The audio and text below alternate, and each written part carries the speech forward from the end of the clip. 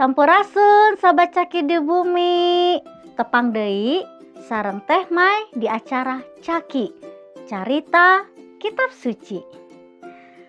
Aduh, tos tabu sakieu kamarananya barudak teh. Mega kereta can dongkap kamarananya.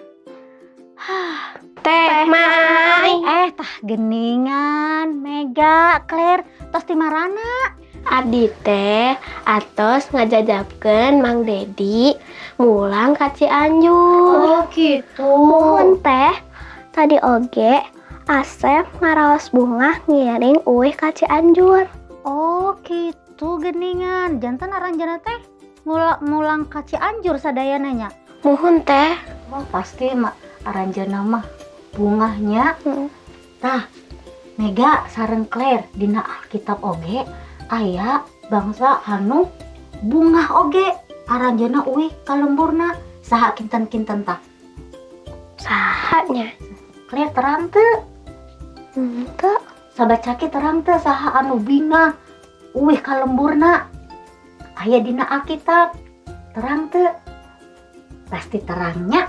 Tah dina kitab suci teh bangsa Israel bingah harita teh uih di pambuangan soalnya kapungkur bangsa Israel dipicen ka Babil.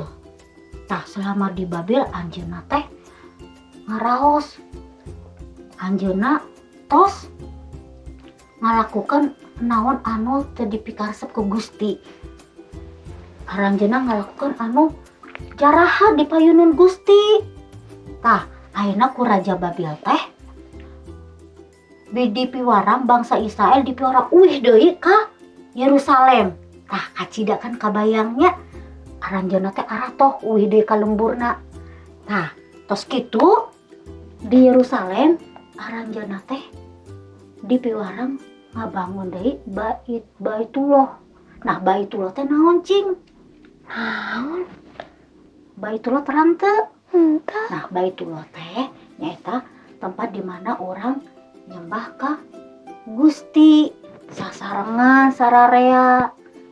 Bangsa Israel harita tos bingah tos uih deui. Nah jantan aranjeunna ngalakukeun naon anu diparentahkeun ku pangeran nyaeta sasarengan jeung masyarakat anu aya di Yerusalem ngabangun deui Baitullah supados aranjeunna muji ka Gusti deui kitu.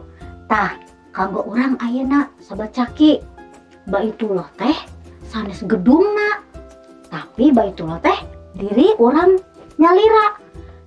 Mega, Teh Mai, Claire sareng sahabat Caki di bumi hayu urang teh ngabangun deui Baitullah di bumi. Urang sasarengan deui sareng keluarga urang ngadep ka Gusti, nenedah ka Gusti. Urang bebarengan muji ka Gusti, ngadoa ka Gusti nya. Nah, supados urang teh henteu jongjon main HP, jonjon ulin, tapi urang diemutkeun deui.